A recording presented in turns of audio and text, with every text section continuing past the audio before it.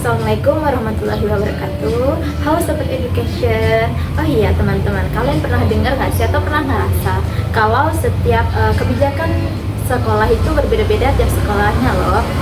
Nah, kali ini di podcast kita akan membahas mengenai kebijakan pendidikan yang berbeda-beda. Oh iya, kali ini saya sebagai host ditemani dengan narasumber kami ada Kak Lia. Halo Kak Lia. Halo. Kami di sini akan membahas tentang kebijakan pendidikan. Yang akan saya tanyakan pertama kali adalah, oh iya Kak Lia, mengapa sih kebijakan pendidikan itu atau demokratisasi pendidikan sangat penting dalam sistem pendidikan di Indonesia? Oke, baik. Terima kasih atas pertanyaannya. Mungkin menurut saya sendiri ya, kenapa sih demokratisasi pendidikan itu sangat penting? Karena yang sama-sama kita tahu kalau sekarang ini hak untuk memperoleh pendidikan itu termasuk ke dalam hak dasar bagi setiap manusia. Jadi kita semua itu wajib untuk memperoleh pendidikan. Nah, yang sama-sama kita ketahui juga kalau misalnya Indonesia itu memiliki banyak sekali keberagaman, dari letak geografisnya, sosiologisnya, budaya, ekonominya, yang membuat itu menjadi salah satu tantangan tersendiri dalam dunia pendidikan. Nah, demokratisasi pendidikan ini sangat penting agar setiap anak di Indonesia itu memiliki akses atau kesempatan pendidikan yang sama. Jadi tidak ada tuh kayak misalnya di daerah kota lebih maju pendidikannya daripada di daerah desa gitu. Jadi setiap anak itu memperoleh kesempatan pendidikan yang sama. Nah, pemerintah juga telah berupaya untuk membuat berbagai macam kebijakan agar anak-anak di Indonesia ini memperoleh pendidikan yang sama, seperti adanya wajib belajar 9 tahun, terus juga adanya bantuan kita dan juga dana BOS untuk sekolah, terus juga ada beberapa afirmasi khusus untuk teman-teman kita yang di Papua. Jadi desentralisasi pendidikan itu sangat penting untuk memastikan bahwa setiap anak bangsa itu memiliki akses pendidikan yang sama. Berarti kebijakan pendidikan ini dibuat harus melihat dulu latar belakangnya seperti apa sesuai kebutuhan. Jadi kita tidak boleh gitu ya kayak membedakan tentang sosialnya, ekonomi atau hal kehidupan dari siswanya ya Kak. Tidak boleh. Jadi kita walaupun berbagai macam latar belakang, kita harus tetap mengutamakan bahwa pendidikan itu merupakan hak setiap anak. Oke guys, berarti kita mengingat hal tersebut sebagai kebijakan pendidikan yang emang harus didengarkan oleh atau dibutuhkan oleh semua masyarakat. Jadi guys, urgensi demokratisasi pendidikan itu ternyata penting nih bagi sistem pendidikan di Indonesia. Namun kita juga sering mendengar nggak sih kayak istilah desentralisasi pendidikan. Oh iya Kak, mengapa sih desentralisasi pendidikan itu penting bagi kualitas dan pemerataan pendidikan di Indonesia Kak? Oke. Jadi mengapa desentralisasi pendidikan itu penting? Karena desentralisasi itu sendiri kan merupakan pelimpahan kekuasaan dari pemerintahan pusat ke pemerintahan daerah. Nah, yang sama kita ketahui seperti tadi, Indonesia yang memiliki berbagai macam perbedaan itu memang sebaiknya itu menggunakan desentralisasi pendidikan agar setiap kebijakan pendidikan yang diambil itu sesuai dengan kebutuhan dan juga kondisi lokal dari masyarakat itu sendiri. Nah, desentralisasi pendidikan itu bisa saja diterapkan di setiap daerah sesuai dengan kondisinya masing-masing, seperti mulai dari ada pengembangan kurikulum muatan lokal, terus juga pengembangan sarana prasarana sesuai dengan kondisi di daerahnya. Nah, akan tetapi nih desentralisasi pendidikan ini juga terkadang mengalami beberapa tantangan gitu karena tidak semua daerah itu mampu untuk menerapkan kebijakan-kebijakan yang ada di pusat itu di daerahnya, atau bisa dibilang belum semua daerah itu mampu untuk menyesuaikan setiap kebijakan pemerintah yang ada itu. Namun sisi baiknya desentralisasi pendidikan ini tuh mampu membuat pemerintah mengambil keputusan yang cepat dan juga tepat sesuai dengan kondisi di daerahnya sendiri gitu. Jadi misalnya pemerintah di daerah itu tahu nih apa saja sih sebenarnya yang dibutuhkan di daerahnya gitu. Misalnya di daerah di Sumatera Barat misalnya itu masih ada kekurangan guru atau masih kekurangan sarana prasarana atau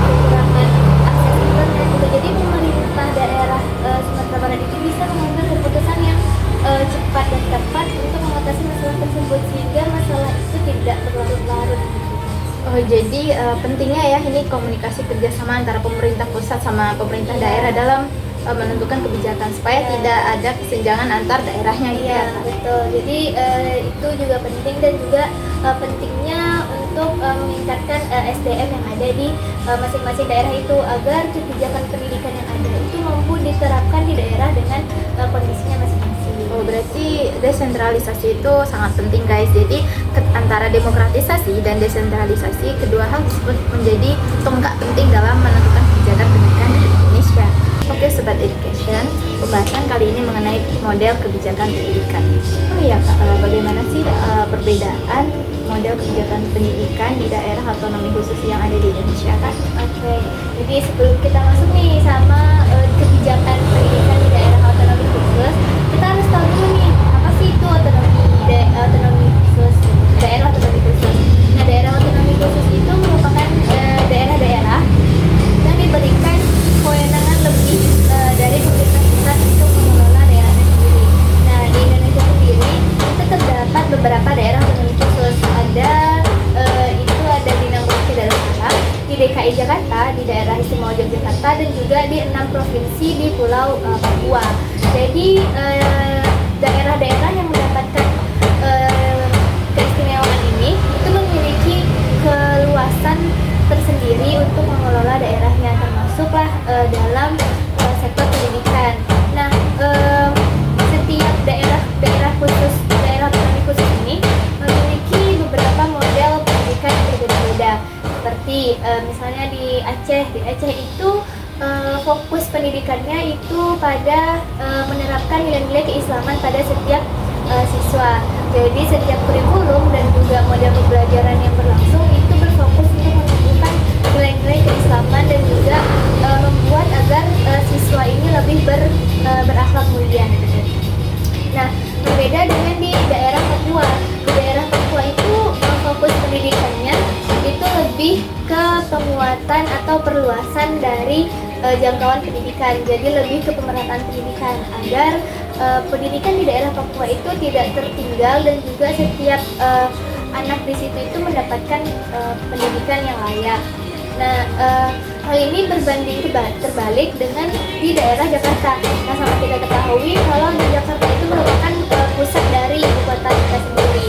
Jadi kebijakan pendidikan di daerah Jakarta itu lebih berfokus pada pengembangan ilmu pengetahuan. Jadi lebih ke teknya gitu kan, lebih mempersiapkan peserta didiknya itu untuk lebih bersaing secara global gitu. Nah, kalau di Jogja itu kurikulumnya lebih ke budaya. Jadi setiap anak itu difokuskan agar mengembangkan nilai-nilai budaya yang ada di daerah Yogyakarta sendiri. Jadi dari sini saja terlihat nih kalau ada berbagai macam fokus dari masing-masing daerah otonomi khusus ini untuk memajukan pendidikan di daerahnya. Oh, jadi model pembelajaran kebijakan pendidikan apalagi di kota-kota besar kayak yang di Jakarta tadi berarti lebih banyak berorientasi pada sistem digital gitu ya? Iya, karena mereka kan bisa dibilang lebih maju daripada daerah-daerah lain. Jadi kayak daerah lain yang belum memiliki iptek yang memadai, mereka lebih ke pemerataan pembelajarannya ya? Lebih ke perluasan dulu. Berarti guys, itulah model kebijakan pendidikan yang memang berbeda-beda tiap daerahnya menyesuaikan bagi tentu mengenai kebutuhan lokal. Guys, kita lanjut ke pembahasan selanjutnya, yaitu mengenai salah satu bentuk penerapan model kebijakan pendidikan. Oh ya Kak, bagaimana sih penerapan model kebijakan pendidikan di daerah otonomi, terutama khususnya di Papua nih Kak? Oh, oke. Jadi daerah di Papua itu kan termasuk seperti yang dijelaskan tadi itu termasuk daerah otonomi khusus ya. Jadi pemerintah itu memiliki beberapa kebijakan khusus seperti salah satu kebijakannya itu yaitu kebijakan afirmasi khusus orang asli Papua. Nah, kebijakan pendidikannya ini meliputi seperti ada keistimewaan atau jalur khusus bagi orang-orang yang memiliki KTP asli orang Papua. Jadi pemerintah juga dalam membuka kuota penerimaan siswa baru itu biasanya akan membuka jalur khusus untuk orang Papua. Selain itu juga ada beasiswa khusus bagi orang Papua, dan juga terdapat pelatihan khusus bagi guru-guru yang memiliki KTP asli Papua. Nah, kebijakan ini tentu bertujuan agar daerah Papua itu yang seperti kita ketahui salah satu daerah yang cukup tertinggal di Indonesia itu memiliki kesempatan dan juga akses pendidikan yang lebih memadai dan juga lebih merata. Oh, jadi kelebihan dari kebijakan tersebut apa sih, Kak? Kelebihan dari kebijakannya itu yang pertama, orang Papua atau masyarakat Papua itu memiliki kesempatan yang lebih luas untuk mengakses pendidikan dan juga beasiswa yang ada di berbagai platform yang ada di Indonesia. Nah, selain itu juga kebijakan ini tuh bertujuan untuk pemerataan akses pendidikan di daerah Papua. Yang terakhir, kelebihan dari kebijakan afirmasi orang asli Papua ini itu untuk menunjukkan komitmen bahwa negara Indonesia itu menghormati Papua sebagai daerah khusus yang memiliki otonomi khusus. Nah, tantangannya itu tantangan yang dihadapi bagi kebijakan ini itu tuh yang pertama karena letak geografis daerah Papua ini, karena kan geografis Papuanya itu rata-rata itu di daerah pegunungan yang menyulitkan pemerintah untuk menerapkan kebijakan afirmasi ini di daerah Papua, seperti kurang infrastrukturnya juga masih belum memadai, dan juga akses untuk menuju daerah-daerah terpencil itu masih sulit, sehingga untuk menerapkan kebijakan afirmasi orang asli Papua ini diperlukan upaya yang lebih dari pemerintah untuk membangun infrastruktur di Papua agar lebih mempermudah kebijakan ini dapat diterapkan di daerah Papua. Oh, jadi hambatan yang paling nampak tuh karena emang dari akses jalannya menuju ke tiap daerah di Papua. Kan di daerah Papua itu rata pegunungan ya, jadi memang agak sulit gitu untuk mengakses daerah. Jadi butuh kayak upaya ekstra ya pemerintah memberi bantuan berupa infrastrukturnya gitu ya, Kak. Betul, jadi perlu perhatian lebih. Oke guys, pembahasan selanjutnya itu lumayan agak sensitif ya mengenai isu kritis kebijakan pendidikan di Indonesia. Gimana nih, Kak, peran standar nasional pendidikan di Indonesia atau sering kita sebut dengan SNP dalam meningkatkan mutu sistem pendidikan di Indonesia, Kak? Oke, jadi SNP itu atau Standar Nasional Pendidikan itu merupakan standar minimum yang harus dicapai bagi setiap satuan pendidikan yang ada di Indonesia. Nah, SNP itu meliputi ada beberapa aspek. Yang pertama yaitu ada standar isi, standar proses, tenaga pendidik dan kependidikan, infrastruktur, terus ada juga pengelolaan, pembiayaan, dan juga yang terakhir itu ada penilaian pendidikan.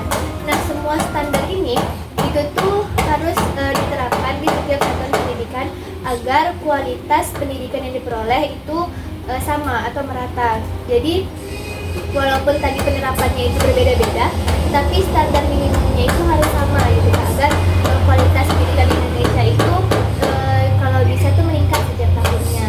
Namun dalam penerapannya itu SNP ini masih mengalami beberapa tantangan dan hambatan. Salah satunya yaitu adanya ketimpangan di daerah dalam penerapan SNP ini. Di daerah perkotaan juga misalnya dengan infrastruktur yang lengkap, akses yang memadai, jadi mereka cenderung lebih mudah untuk memenuhi setiap standar nasional ini. Sedangkan di daerah pedesaan yang sama-sama kita ketahui kadang masih terdapat infrastruktur yang kurang, tenaga pendidik yang masih kurang, itu menyulitkan daerah-daerah itu untuk mencapai standar minimum pendidikan. Jadi pemerintah harus lebih ekstra lagi untuk melihat nih bagaimana sih penerapan SNP ini di berbagai daerah, terutama di daerah-daerah terpencil. Nah, yang selain itu juga SNP ini masih diterapkan itu masih secara administratif saja Kak, gitu. Jadi kayak seolah-olah itu di atas kertas semua standar itu telah tercukupi, namun pada kenyataannya itu masih ada standar-standar yang memang belum diterapkan di daerahnya gitu. Jadi sebaiknya itu memang SNP ini diterapkan benar-benar diterapkan di berbagai daerah gitu. Jadi bukan hanya sekedar di atas kertas saja Iya, itu yang sebagai formalitasnya saja ya Kak. Iya, betul. Berarti standar nasional pendidikan tuh di kota yang lebih maju dia mungkin lebih banyak berlomba-lomba untuk mencapai di atas Iya. minimum itu ya. Sedangkan di daerah terpencil atau yang pelosok itu bahkan untuk mencapainya saja sulit. Iya, gitu ya. untuk mencapai minimum saja itu mereka butuh effort yang lebih gitu. Jadi upaya dari pemerintah pusat itu juga perlu ya Kak. Betul. Terus kemudian Kak ada isu kritis lainnya yaitu mengenai liberalisasi pendidikan. Itu menurut Kakak bagaimana sih bisa mempengaruhi kebijakan pendidikan tuh? Oke. Liberalisasi pendidikan itu kan lebih cenderung menjadikan pendidikan ini sebagai salah satu komoditas di komunitas pasar gitu Kak. Jadi mereka ini melihat pendidikan ini sebagai salah satu peluang bisnis gitu Kak. Hal ini tuh bisa kita lihat bahwa banyaknya sektor-sektor swasta yang mulai juga membangun sekolah-sekolah atau pusat pendidikan dengan biaya yang tidak dibilang murah gitu Kak. Itu sangat mahal sekali seperti yang kita ketahui gitu kan. Nah, di sinilah peran dari pemerintah ini untuk mengawasi agar akses pendidikan ini tidak hanya didapatkan oleh orang-orang yang memiliki ekonomi yang sudah di atas rata-rata gitu kan. Kalau misalnya isu liberalisasi ini terus dibiarkan, itu takutnya lama-kelamaan akan terjadi kesenjangan pendidikan. Jadi yang niat awal pemerintah untuk mendapatkan standar kualitas pendidikan yang sama itu malah menjadikan yang orang-orang tertentu saja Kak yang dapat mengakses pendidikan yang berkualitas karena adanya liberalisasi pendidikan. Oh jadi kayak sekarang banyak nih kayak sekolah-sekolah swasta dengan perbedaan dengan sekolah yang dibangun oleh pemerintah. Jadi orang lebih banyak tertarik ke sekolah swasta karena mereka jadi berpikir kayak swasta itu bagus Iya, gitu kan. swasta Kayak- itu bagus. Dan jadi di swasta itu lebih banyak orang yang kayak ekonominya mampu ya. Iya. Karena di situ banyak dari orang tua mereka tuh yang pembisnis ataupun yang punya industri besar gitu ya. Ya, Kak. jadi kan dari situ aja kan terlihat tuh beda dari sekolah swasta dan negeri gitu kan Kak. Jadi kayak itu sebaiknya menjadi perhatian khusus sih dari pemerintah. Jadi kayak takutnya dikhawatirkan peminat dari di sekolah yang emang dibangun dari pemerintah untuk masyarakat itu berkurang ya. Lebih mereka pengen ke sekolah yang swasta yang lebih keren atau Iya. go internasional Ya, gitu. dengan takutnya mengorbankan diri mereka sendiri tentunya Kak. Oke guys, berarti memang pentingnya tentang pembatasan liberalisasi pendidikan itu memang penting guys. Oke guys, semakin kesini pembahasan kita semakin hot atau semakin sensitif nih. Jadi pembahasan pertama adalah bagaimana sih profesionalisme pendidikan itu memengaruhi mutu pendidikan di Indonesia kita Kak. Oke. Jadi profesionalisme pendidikan itu sangat mempengaruhi ya Kak, karena memang salah satu kunci untuk mencapai mutu pendidikan yang baik itu dimulai dari seorang guru. Nah, guru yang profesional itu biasanya tidak hanya mengajarkan tentang materi-materi pelajaran di kelas. Seorang guru yang profesional itu memiliki beberapa kompetensi, seperti kompetensi pedagogi, kompetensi sosial, kompetensi pribadi, dan juga kompetensi lainnya. Nah, seorang guru yang profesional itu mampu membuat pembelajaran di sekolah atau di kelas itu menjadi lebih kreatif, inovatif, dan juga lebih bermakna bagi para siswa.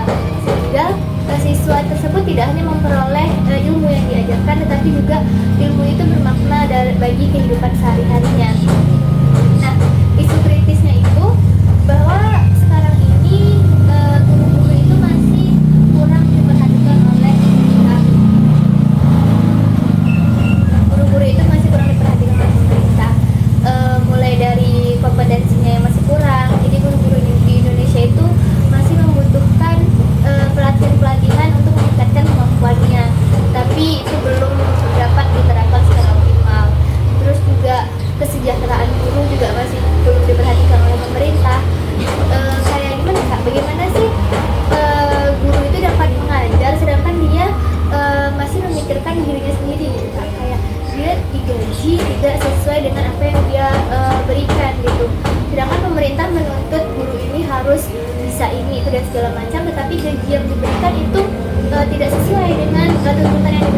Jadi ini menjadi salah satu isu kritis yang perlu kita sama-sama ketahui gitu kan.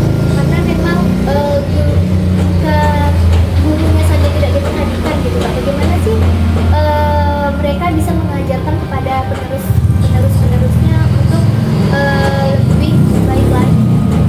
Jadi itu emang harus balance ya antara input sama output, di mana input itu pemerintah menekan kepada guru untuk memberikan yang terbaik untuk siswanya, namun guru mendapatkan gaji yang tidak seharusnya, yang tidak layak. Jadi outputnya tuh guru merasa tidak semangat dengan output yang diberikan dari pemerintah. Betul. Jadi emang harus balance guys antara input dan output yang keluar.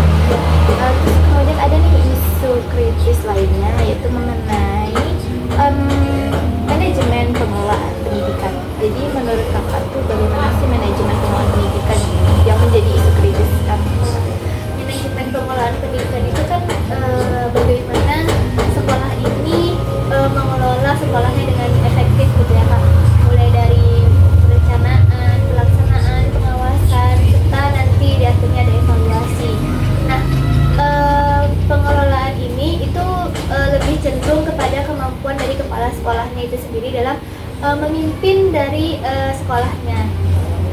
Nah, di sini tuh Kak, isu kritisnya masih banyak kita lihat kepala sekolah itu belum memiliki kemampuan kepemimpinan atau manajerial yang baik gitu. Jadi pengelolaan di sekolah itu masih cenderung tertutup dan belum efektif gitu Kak. Jadi SDM dan juga dana-dana yang ada yang diberikan ke sekolah itu masih belum dikelola dengan baik karena kurangnya kemampuan manajemen dari kepala sekolah itu sendiri. Sehingga pemerintah selain memberikan pelatihan kepada guru, pemerintah juga harus memberikan pelatihan manajerial kepada kepala sekolah gitu Kak, agar mampu mengelola setiap sumber daya yang ada di sekolahnya agar membuat sekolahnya itu menjadi lebih maju. Jadi ini manajemen pengelolaan di sekolah itu memang harus dari kepala sekolah yang berkompetensi dalam kepemimpinan mengatur pengelolaan keuangan, terutama pengelolaan keuangan ya sih Kak. Itu kan hal sensitif yang memang masyarakat tuh perlu tahu untuk apa gitu. Iya, karena memang harus meningkatkan transparansi juga kan Kak gitu.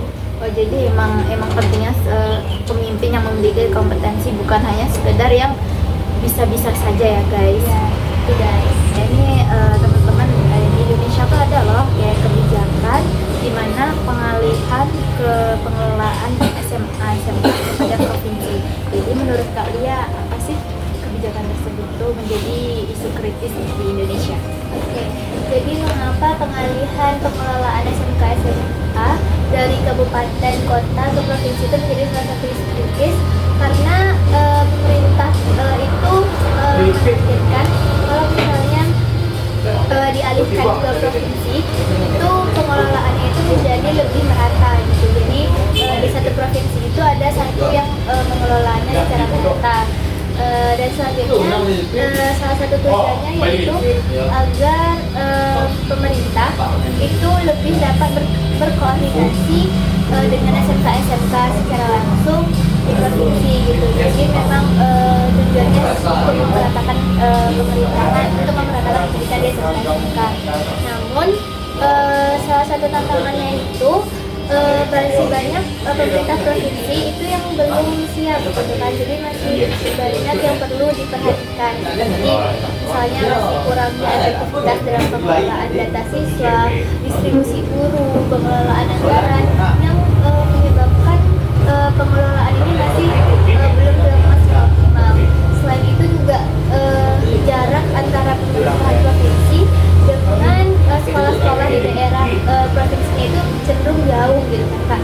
Jadi lebih sulit atau memperlambat akses pelayanan terhadap pendidikan gitu. Jadi memang kalau jadi sebaiknya jika memang pengelolaan SMA SMK ini dipindahkan ke provinsi, sebaiknya pemerintah provinsi itu juga siap secara infrastruktur dan juga harus memiliki sistem koordinasi yang baik antara pemerintah provinsi dan sekolah-sekolah di daerah.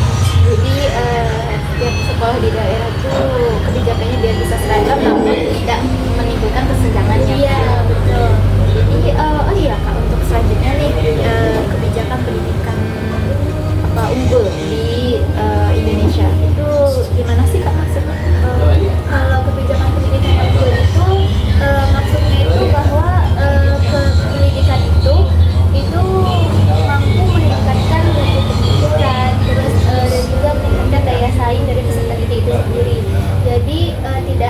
fokus pada aspek akademik saja, tetapi juga mampu untuk membentuk karakter siswa, menyiapkan siswa untuk berdaya saing global. Seperti yang kita ketahui sekarang ini bahwa arus globalisasi itu sangat diperlukan. Isu kritisnya yaitu bahwa pemerintah itu harus mampu untuk menerapkan kebijakan itu secara konsisten dan berkesinambungan agar tidak tumpang tindih gitu Kak. Nah, salah satunya itu yang sering kita rasakan selama ini yaitu ganti-ganti kurikulum. Ganti-ganti kurikulum itu sebenarnya baik, cuman kalau misalnya dilakukan dalam waktu dekat itu malah menjadi penghambat atau menghambat dari tercapainya tujuan pendidikan yang dulu tadi gitu Kak. Jadi sebaiknya memang kebijakan pendidikan ini dibuat secara matang, berbasis data dan juga berorientasi jangka panjang agar tidak terjadi gonta-ganti tadi. Jadi kalau kita pemerintah membuat kebijakan seperti itu secara mendadak ataupun tiba-tiba, berarti jadi kayak menimbulkan kultur shock untuk siswa, bahkan untuk tenaga kependidikan ya. Iya, jadi memang terutama gurunya takutnya itu belum siap, karena aja belum selesai, sekarang udah ada baru lagi Jadi kayak harus memahami yang seharusnya diselesaikan, justru yang sebelumnya aja belum, apalagi sekarang. Iya, Jadi itu guys, memang pentingnya pemerintah harus memperhatikan situasi atau kondisi pendidikan dulu sebelum memutuskan kebijakan yang memang harus mau dikeluarkan atau diterapkan guys. Selanjutnya nih Kak, pembahasan terakhir kita pada pertemuan podcast kali ini yaitu mengapa sih partisipasi atau peran masyarakat itu penting dalam menentukan kebijakan pendidikan di Indonesia Kak? Mengapa peran masyarakat itu penting? Karena pendidikan itu bukan hanya tanggung jawab pemerintah atau tanggung jawab satuan pendidikan saja, tetapi tanggung jawab kita semua, mulai dari tanggung jawab orang tua, kondisi sekolah, bahkan tokoh masyarakat, agar pendidikan yang dilakukan itu dapat diterapkan secara optimal dan tidak hanya berlaku di atas kertas saja gitu.